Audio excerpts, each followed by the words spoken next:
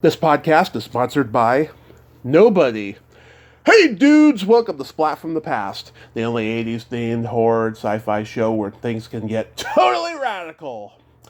Now today I will be welcoming a comedian and horror historian, Ron MacCloskey.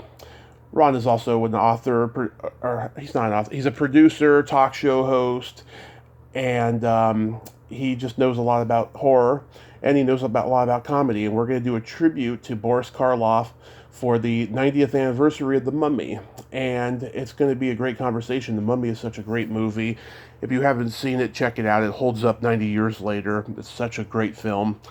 And Ron made 3 documentaries about Boris Karloff. We're going to talk about them today, and that's all there is to it. It's going to be a great conversation. So yeah, here is my interview with Ron MacCloskey.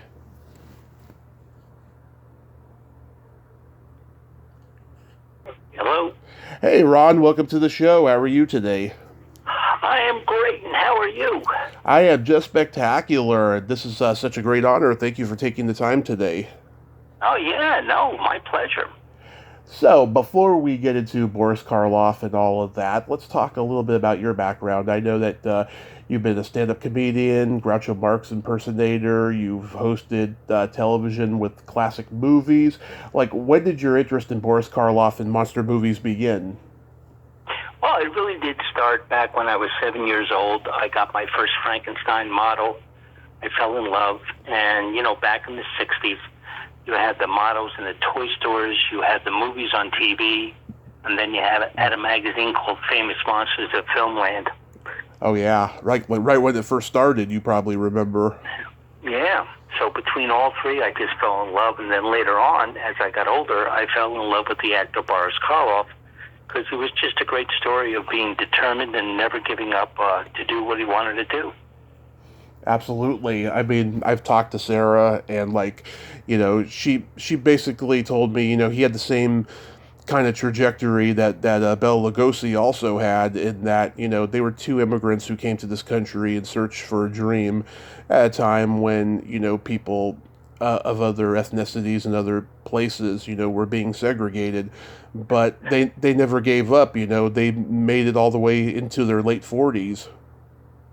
Right. Exactly. Karloff was 44 before he made Frankenstein. I know, it's so crazy to think about in that historical context, because a lot of guys at that time were getting movie success later in life, like Edward G. Robinson. He was like pretty close to 40 when he made Little Caesar. Right, exactly. I mean, some people got lucky and it happened to them early. But, so I admire guys that really stick it out, really keep trying, and then when they get success, I think they appreciate it a lot more. Not only that, but when they get there, the fans stay with them until the end. Right, exactly. And I think once he got his break and things turned around, he liked to work, so he never really turned anything down.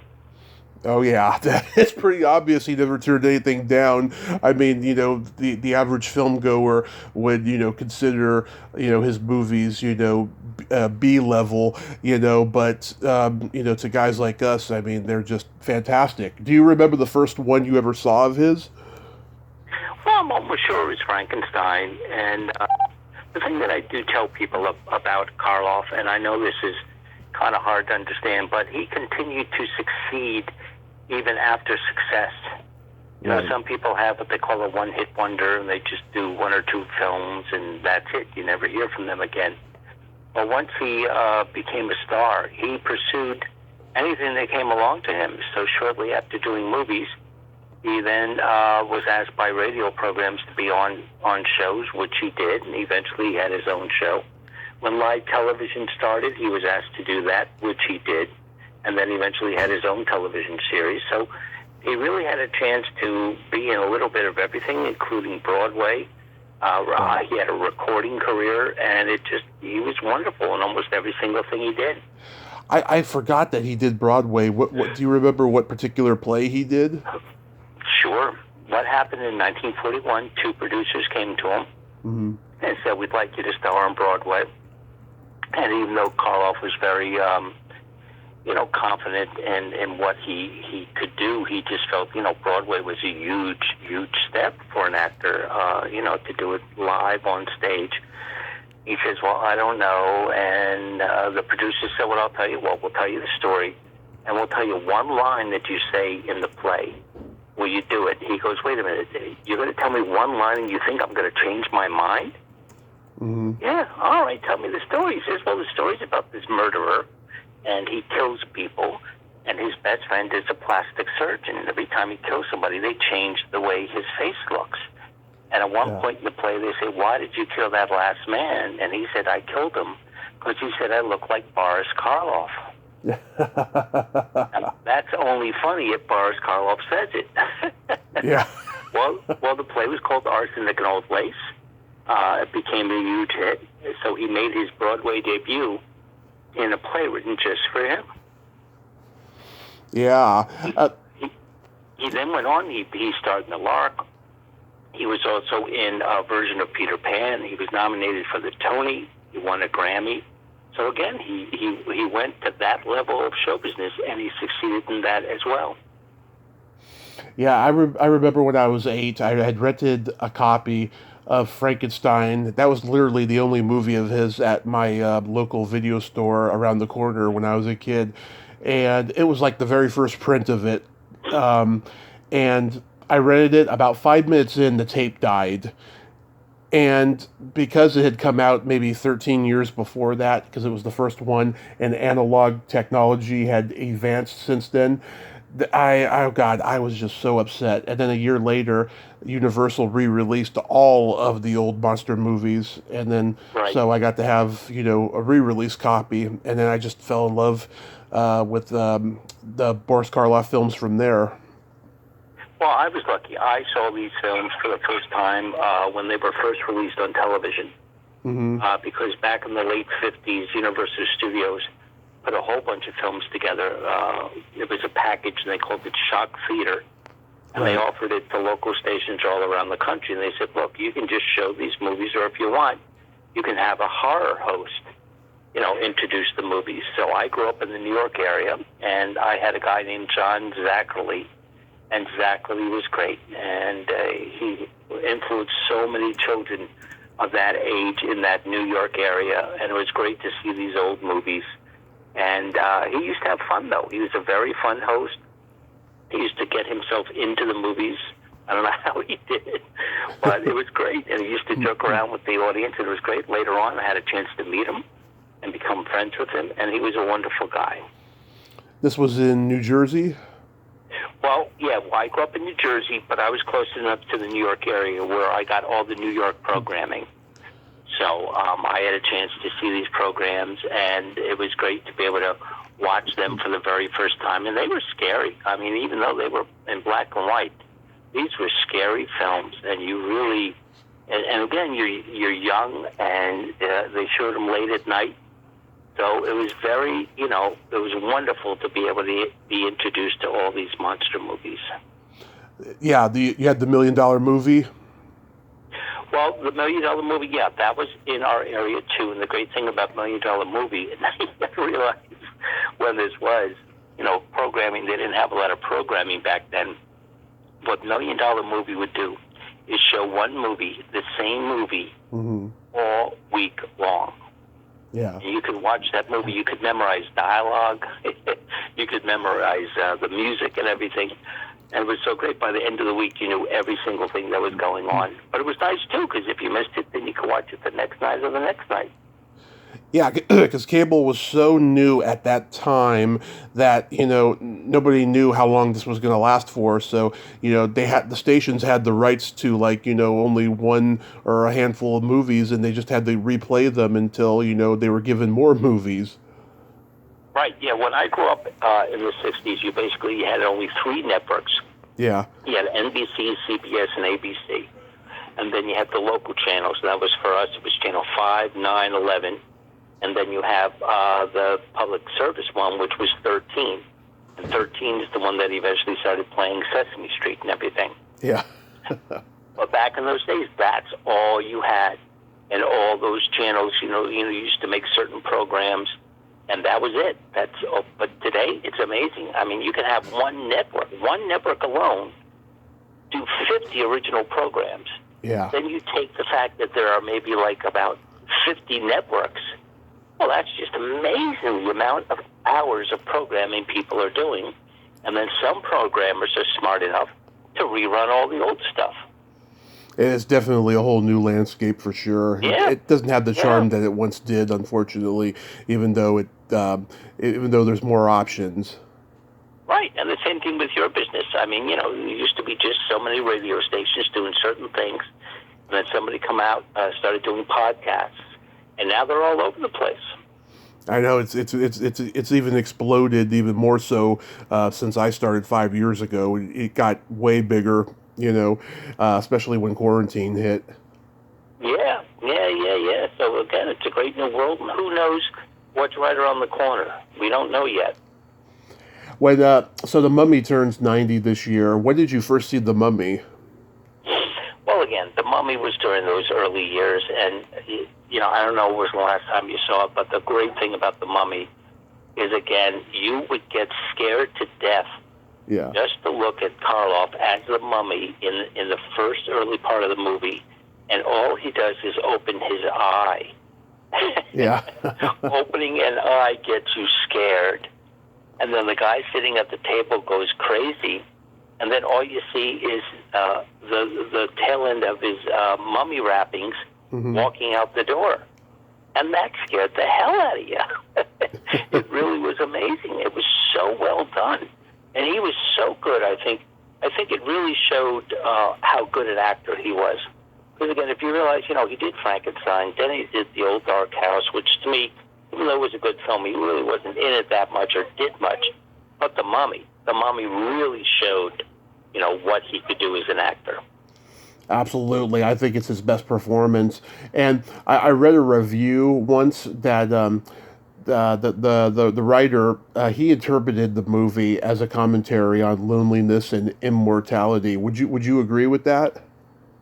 Oh, sure. I mean, a lot of people at first really thought that The Mummy was really just a remake of Dracula, because it was a love story about a creature that just never died.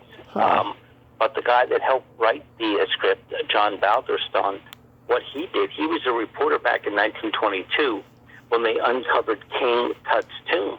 Mm-hmm. So he remembered all that and remembered about what a big deal it was when they, found all those artifacts, hidden inside the pyramid. So he was able to really put some things into it that not many people knew, and he did a wonderful job. The cast was great, and the costume. I mean, he ended up being in makeup almost as long as he was for Frankenstein.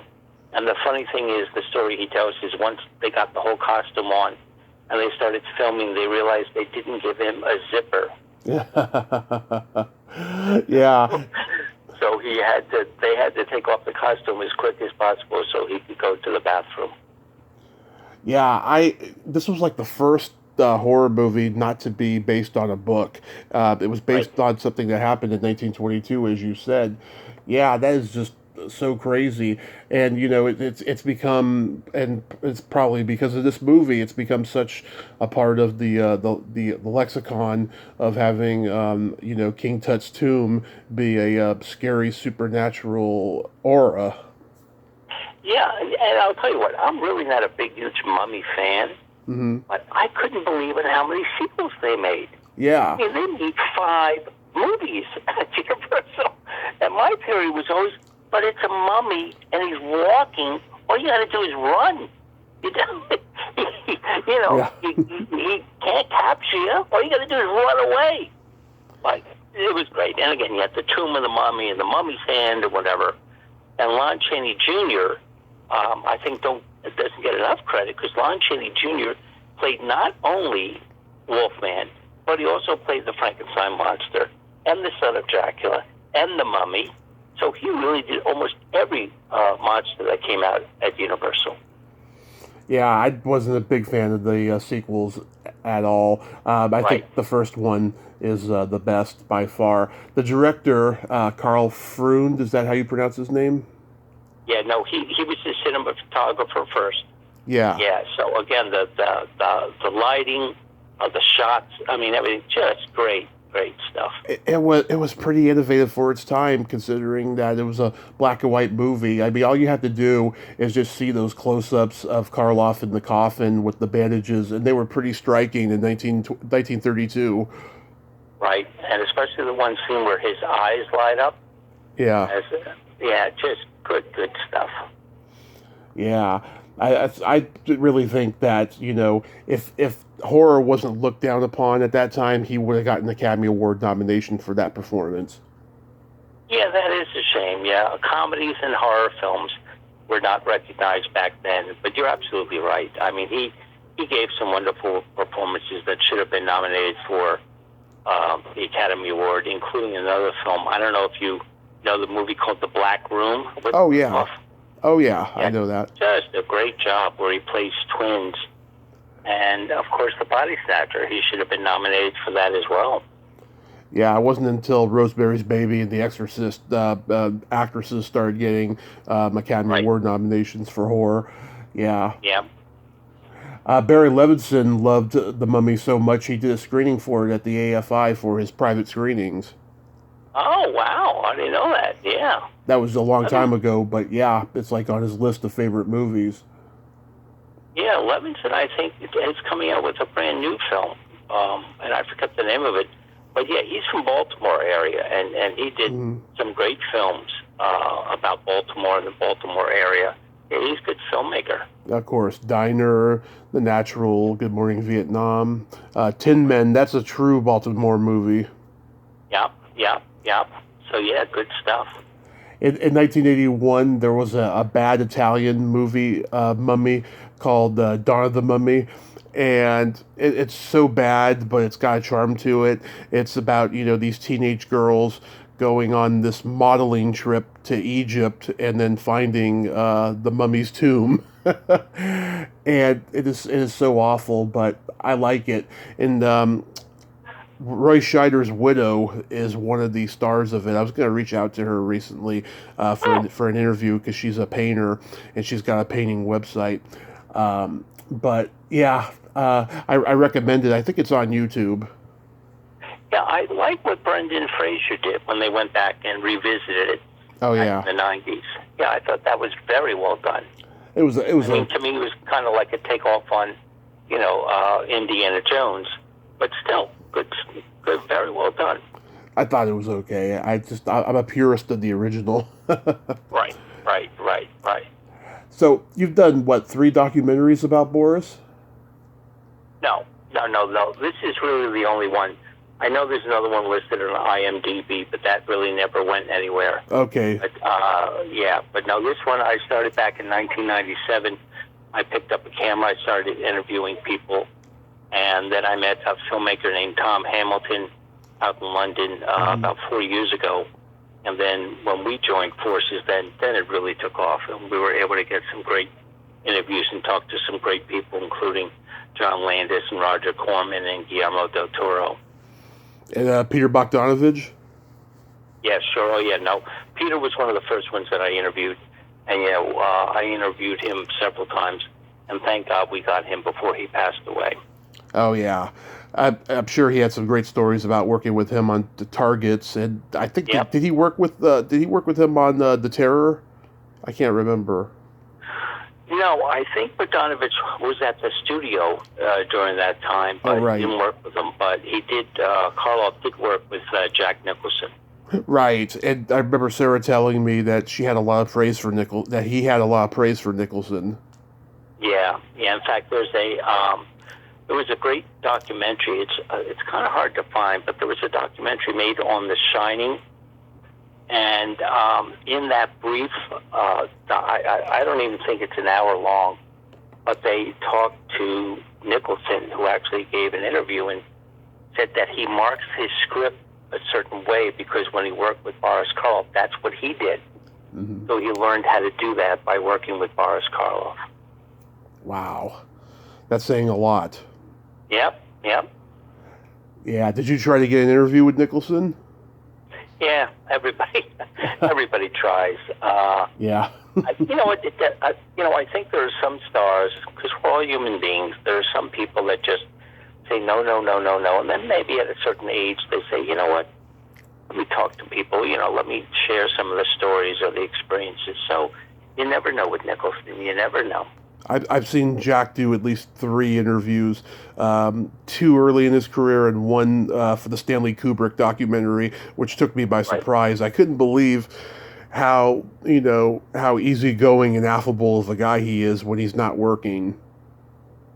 Right. And again, certain people, maybe they're surrounded by agents or managers or whatever, and they just say, don't do this and don't do that. I know he's always given print interviews, but he really hasn't done much television, film, or radio interviews.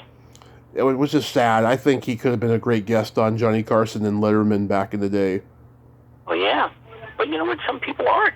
Some people are great actors. Yeah. But they're not interesting to listen to them. They don't have great stories.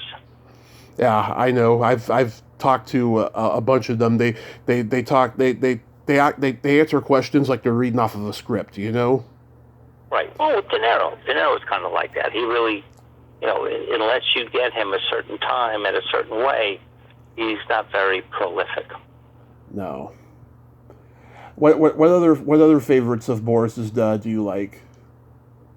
Well, again, I love for the fact that he did a little bit of everything. He was not only on radio, on regular shows, but he was also on quiz shows where he would go on. Yeah. And then once he got to television, he did variety shows, which was lots of fun. So he did shows like Dinah Shore and Red Skelton. And then in the 60s, when he started doing regular TV shows, he did wonderful episodes of The Wild Wild West and I Spy. I Spy is one of my favorites. Have you seen that episode? I didn't even realize he was on I Spy. Yeah. I think it's called Mainly on the Plane. Mm-hmm. And it's about a scientist that's in Spain, and the 2 stars have to get him and have him come to America. And it's just great. It's just so wonderful what he does. And then again, he had a cool recording career. He did many, many albums where he would recite children's fairy tales. He did Peter and the Wolf and a bunch of others. And, he just had a great voice. And, of course, he was the voice of How the Grinch Stole Christmas. Which he won a Grammy for, and I didn't even realize that. Right. I didn't realize that either, that, back then, when they did a television show, they also then released it as a record. Right. Then that's the one he won the Grammy for. Wow. I wonder if there's footage of him winning the Grammy on YouTube. I better check it out later. Yeah. So that was great. Do you know David Frankham? No. Who's he? Okay, he's an English actor who was in a lot of Vincent Price movies in the late 50s, early 60s. He does the horror convention scene, and I talked to him a couple of years ago. He's in his 90s. He's like 96 years old now, and he was on the show Thriller with Boris. Oh, great! And that was the only thing I did not mention during the half hour we talked, and a listener contacted me about that. He's like, how come you didn't mention Thriller with Boris Karloff, And my logic at the time was, I'm sure, he gets asked about that all the time, Right. I should have asked, I know I should have, but I didn't get to, and there's lots of other interviews with him out there, so. Yeah. Now, where are you based? Where am I talking to? Currently, I'm in Redding, California. Oh, okay, fine. And your show goes all over the country? Well, this is a podcast, so yeah, anybody can go on YouTube and listen to it. Oh, that's great. Yeah, I'm born and raised in San Francisco. Okay. All right, very good. I left 5 years ago. Yeah, I love The Raven. I think that the original Raven is a great movie. The Terror. Yeah. The Raven and the Black Cat were really kind of pushing boundaries. Yeah. What you could do in movies. So they kind of cut that off and went in another direction. But it is interesting to know that, they were able to get away with certain things. Yeah, I'm surprised no one's remade the Black Cat with a CGI cat. No, that would be interesting. Yeah. So do you still host classic movies? Yeah. I mean, we're taking a break, but yeah, that was on for 7 years. And what I would do is I would take public domain films Yeah. and then have a guest on and talk about it. And, you know, it was great. We did about 85 episodes. And it was so great to hear people talk about different movies and what they liked and what they didn't like. What I do now is I do classic movies where I actually go live to a theater, you know, to show the movie, and then we do a question and answer after the show. When is this show going to air? Later today. Oh, great. Okay, because what I'm doing Saturday the 14th, which is Friday the 14th, Yeah. I'm going to be opening at the Black Bear Film Festival with the movie Boris Karloff, The Man Behind the Monster. Mm-hmm. And it kicks off a 3-day film festival. And then on Saturday the 15th, which is this Saturday, I'm going to be in Rahway, New Jersey at the Union County Performing Arts Center. And we're going to do the same thing. We're going to show the movie, and then we're going to do a question and answer with the audience. Oh, that's awesome. Yeah. Is anybody else going to be there? Well, not from the film. The only one that will be there is me, because almost everybody that was involved with the film is in L.A. Well, I know that, but I mean, like other historians, you know, maybe Sarah or somebody. No, Sarah, she's coming in, and she does what they call the Chiller Convention. Oh, yeah. So that's where she spends her whole weekend. Yeah, I went to Creatures Con in the Bay Area back in August, and Sarah was scheduled, but she had to cancel at the last minute. I was so devastated because she was feeling ill, I guess. But Right. I hope in the future I get to meet her somewhere else. I was going to meet Bela Lugosi Jr. At Monsterpalooza in 2020, but then the pandemic happened. Right, yeah. Well, again, also for fans of your show, it's the video version of the movie is coming out October 18th. So Nice. you can go to Amazon or whatever, and we have the Blu-ray or the DVD that you can buy. Awesome. Real quick, I wanted to ask you. You know, I was reading that you did stand up at the Comedy Store. Yeah. Yeah, I went out to LA for 3 years, and I did the Comedy Store. I did the Laugh Factory, and it was great. This was 77, 78, and 79. And it was wonderful working with all these comedians and doing these shows. And I had a great time. It was really a piece of history. It was great. Did you leave right when the strike happened? I was actually there during the strike, and I remember it was a real big deal where all these comedians were trying. I remember David Letterman got up, and Jay Leno got up, and they were all talking about it. I mean, unfortunately, it never really stuck. But yeah, they were trying to come up with a union because, again, these comedy club owners were making lots and lots of monies, and sometimes they would pay comedians nothing, or they pay them like $25. Yeah. I've talked to all the old guys, Tom Dreesen, Danny Mora, Mark Scheffler, Murray Langston, Kerry Snow, Denny Johnston, you know, lots of people from that era. Right, yeah. I did stand up in San Francisco for 10 years, and Oh, great. it's, you know, it's great to be on stage, but, you know, backstage, not so great. It's just, there was no camaraderie. It's a completely different world now in comedy. Yeah. You know, Right, yeah. but I had fun while it lasted. But yeah, I mean, you got to see so many, you know, huge stars get developed there. Yeah, well, when I was out there, that was really the time that Robin Williams was really going from just an unknown to, you know, a headliner, and he was just amazing. Yeah, I heard you had to be out of the room though because you know, or you had to make sure you know he wasn't there yet because otherwise he'd take your jokes. Yeah, well, you know, again, you know, sometimes, you know, you hear material get stuck in your head, and just, you know, you get on stage and you ended up saying the same thing. I know a lot of guys are like that, and the ones who get super successful, they get the most flack for that from the guys who weren't so successful. It really angers me, and it breaks my heart when they do it about Robin, though, because he was just such a unique, special talent. Yeah, he was. He really was. You know, it was almost like he was just an improv comedian pretending to be a stand-up in a way. Yeah, right. Yeah. No, he really, you know, I mean, that's where he got his fame. But yeah, no, he was a good actor, very good. He was. Oh my God! Have you ever seen a 1 hour photo? Oh yeah, yeah. God, that's a great performance. He reminds me of Phil Collins though in that role. The way he has his hair, you know, and Right. he got those glasses. Yeah, it's pretty funny. Now we all know how inaccurate IMDb can be, but it said that you were an extra in the movie Hot Stuff. Yes, that is correct. A friend of mine was in the film business, and this was down in Florida. Right. And he said, do you want to be an extra? And here's the nice thing about Hot Stuff. It was co-directed by Dom DeLuise. Right. And by, oh boy, now his name is escaping me. But the guy that was in Creature from the Black Lagoon. Oh, Rico.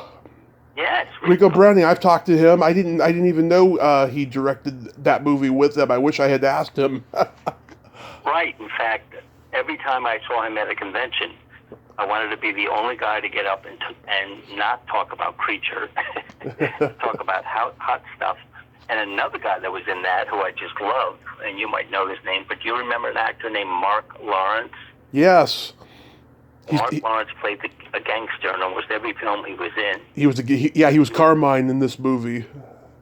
Yeah, and he was the original Charlie from Hold That Ghost, where Lou Costello's going in the basement going, Charlie, Charlie.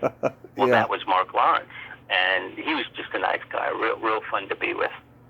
Yeah, oh my God, I've been watching this movie since I was a little kid. It's one of my favorite comedies of all time, and I think it's so underrated. It's just laugh out loud hilarious. Dom DeLuise getting high. Well, at the end of the movie where they have that big party scene, I'm there. You gotta look for me. I'm gonna watch it again soon. It's on YouTube. I'm gonna watch it again soon, and I'm gonna say, "Oh, that's Ron." Well, the only thing is, though, I have hair. Yeah. I don't now, but I have hair. I'm wearing a black jacket and a white shirt. So anyway, I'm there in and out of the movie. It's funny because Rico, he directed the water sequences of the boat in Caddyshack. Okay. Which was also in Florida. And that funny-looking African-American guy with the bug eyes who's in Hot Stuff, Right. he's in Caddyshack for like a moment. I'm sure the two of them were friends. Oh, yeah, that's right. Yeah, I don't know his name, but yeah, I do know who you're talking about. Because he was in all the Police Academy movies, right? No, that's Michael Winslow. Oh, okay. Yeah, no, this guy, he had bug eyes, and he was just so funny. You take one look at him, you start laughing, and I think those are the only two movies he made. He was definitely a Florida guy. Well, that's great. So do you have any upcoming projects you'd like to mention? Well, yeah, all these things that I'm doing this October, I have that film festival and then Union County Performing Arts Center. So, yeah, things are going really, really good. So this month is very busy for me. And it's great to meet a lot of fans and talk about Boris Karloff and Frankenstein. But that's it for now. Okay, the Black Bear Film Festival this weekend, and what's the other one again? Well, Black Bear will be Friday, and then Saturday will be it's a place called the Union County Performing Arts Center, and that's in Rahway, New Jersey. And The Man Behind the Monster is available where? Well, it will be available at Best Buy, Amazon, Walmart, starting October 18th. Great. I apologize for the IMDb inaccuracies of 3 documentaries. It happens a lot. Oh my God, I get so embarrassed when I bring up certain things, to guests that they're like, no, that's just one of those IMDb flubbers. Right. Well, that's okay. Ron, thank you so much for coming on today. I hope you have a happy holiday season and you have a lot of fun this weekend out there, and be safe. Okay, I got to run. I got a call coming in. Thank you, Tommy. Appreciate it. My pleasure. Bye-bye. Bye. Well, there you have it. Ron MacCloskey. Ain't he a cool dude? What a nice guy, huh? And very passionate about what he loves. It was great to talk to him today, not just about Boris, but his comedy as well. Well, until next time, this is Tommy Throwback Kovac saying there's no shame in living in the past because the present sucks. Later, dudes.